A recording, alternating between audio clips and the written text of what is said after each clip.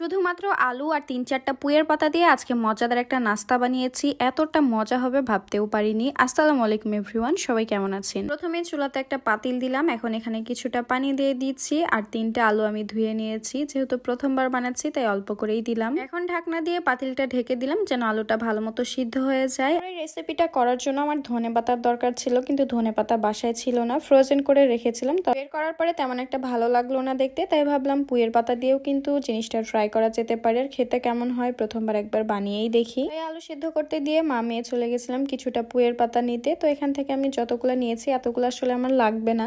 এর মধ্যে আমি এসে দেখছিলাম যে আলুটা সিদ্ধ হয়েছে কিনা, এর জন্য ঢাকনাটা উঠালাম আর আলুটা একটা কাঁটা চামচ দিয়ে দেখছিলাম যে সিদ্ধ হয়েছে কিনা। আলুগুলা গোটা গোটা দেওয়ার জন্য একটু দেরি হয়েছে সিদ্ধ হতে। তারপরে নামিয়ে যে পুঁইয়ের পাতা এনেছিলাম এগুলো এখন কুচি করে নিব। আর আমি একটা পেঁয়াজ ছিলে নিয়েছি আর 3টা কাঁচামরিচ নিয়েছি, সবগুলাই এখন কুচি কুচি করে কেটে নিব। আর এটা একদম ইজি রেসিপি, বানাতে একদমই 10 মিনিটের বেশি সময় লাগবে না। ধনেপাতা নাই তো কি হয়েছে, আমি কিন্তু পুঁইয়ের পাতা দিয়ে কাজটা চালিয়ে দিয়েছি আর ইউনিক একটা রেসিপিও বানিয়ে ফেলেছি। তো পেঁয়াজটাও কুচি কুচি করে কেটে নিব। বিকেলে বা সন্ধ্যার দিকে আমার মেয়ে শুধু এটা ওটা খেতে চায়, তবে প্রতিদিন কি এমন বানিয়ে দিব, তাই ভাবলাম নিজে নিজেই একটু রেসিপিগুলো ট্রাই করি। কারণ নিজের মতো করেও তো কোনো কিছু বানানো যায়। তো এর মধ্যে আমি আলুগুলা ভাপে রেখেছিলাম একটু, এখন ছিলে নিচ্ছি। আর কোনো কিছু রান্নার জিনিস মিক্স করে রানলে অবশ্যই নতুন একটা কিছু তো হবেই, আর খেতে তো বেশ ভালোই লাগবে। আলুগুলাকে এখন একটু ছিলে নিচ্ছিলাম, তবে অনেক বেশি গরম ছিল, হাতে প্রচন্ড পরিমাণে তাপ লাগছিল। আস্তে আস্তে ছিলে নিলাম। এখন একটু গ্রেটার দিয়ে আলুটা সুন্দর মতো গ্রেট করে নিব। এটাকে প্লেন আলু ভর্তা বলে, এটাই করে নিতে হবে। তবে আমার আলুগুলা মাঝখানের দিকে একটু শক্ত ছিল, তাই আমি গ্রেটার দিয়ে করে নিয়েছি যেন আলুটা আমার নষ্ট না হয়। এখন আগে থেকে যে পুঁইয়ের পাতা, একটা পেঁয়াজ আর কাঁচামরিচ কুচি করে রেখেছিলাম এখন আলু ভর্তার মধ্যে দিয়ে দিচ্ছি।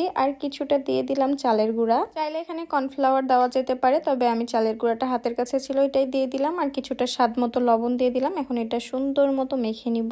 এখন চুলাতে একটা ফ্রাই প্যান দিয়ে দিচ্ছি আর কিছুটা তেল দিয়ে দিলাম। সামান্য পরিমাণে তেল হাতেও মেখে নিচ্ছি, কারণ যে আলু ভর্তার ডোটা বানিয়েছিলাম এখান থেকে এখন গোল গোল শেপ করে নিতে হবে, মানে একদম ছোট ছোট রসমালাইয়ের মতো। তো আমি আস্তে আস্তে আগে সবগুলা গোল করে নিচ্ছিলাম। সবগুলা গোল গোল করতে আমার 2-3 মিনিট মতো সময় লেগেছে। আর আমি একটু হাতে করে তেল নিয়েছিলাম যেন হাতের সাথে লেগে না যায়। এর মধ্যে তেলটাও গরম হয়ে গেছে, এখন একটা একটা করে সবগুলাই তেলের মধ্যে দিয়ে দিব। প্রথমবার যেহেতু বানাচ্ছি তাই ভাবছিলাম যে খেতে আসলে মজা হবে নাকি খারাপ লাগবে। তবে খাওয়ার সব জিনিস দিয়েই বানাচ্ছি, অবশ্যই খারাপ হবে না, খাওয়া তো অবশ্যই যাবে। তো এখন আমি উল্টে পাল্টে এগুলা সুন্দর মতো লাল লাল করে ভেজে নিব। যেহেতু ডোটা আলু ভর্তার ছিল তাই একটু একটু করে ফুলেও কিন্তু উঠছিল। 2-3 মিনিট সময় নিয়ে চুলাটা আস্তে দিয়ে আমি আলুর বলগুলাকে ভেজে নিলাম। এখন এখানে একটু সস দিয়ে দিচ্ছি, সস ছাড়া তো এটা খেতে ভালোই লাগবে না। আমি প্রথমে আমার মেয়েকে দিয়েছিলাম টেস্ট করার জন্য। আমার মেয়ে তো ভীষণ পছন্দ করেছে খেতে, তবে খেতে খেতে সবাই আর মাত্র 2টা ছিল আমার খাওয়ার জন্য। আর খাওয়ার পরে ভাবছিলাম আর একটু বেশি করে বানালে মনে হয় ভালো হতো। আর খেতে কিন্তু ভীষণ মজার ছিল, বাইরে বসে বসে খাচ্ছিলাম। আর আজকের ভিডিওটা আর বড় করছি না, সবাই ভালো থাকবেন, সুস্থ থাকবেন, আল্লাহ হাফেজ।